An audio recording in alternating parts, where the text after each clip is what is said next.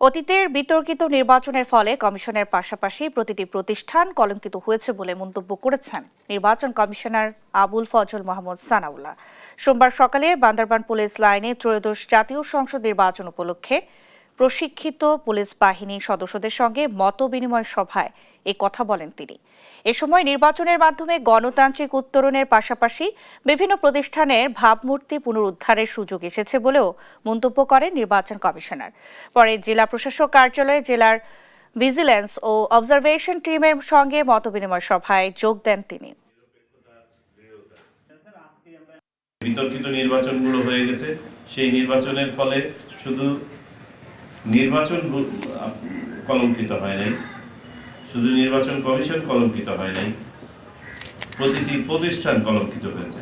আগামী নির্বাচন সুষ্ঠুভাবে সম্পাদনের জন্য এখন থেকেই আমাদেরকে ব্রত নিতে হবে, প্রতিজ্ঞাবদ্ধ হতে হবে যে কোনো অবস্থাতেই যেন এই নির্বাচন বিঘ্নিত না হয়, নষ্ট না হয়, বিতর্কিত না হয়।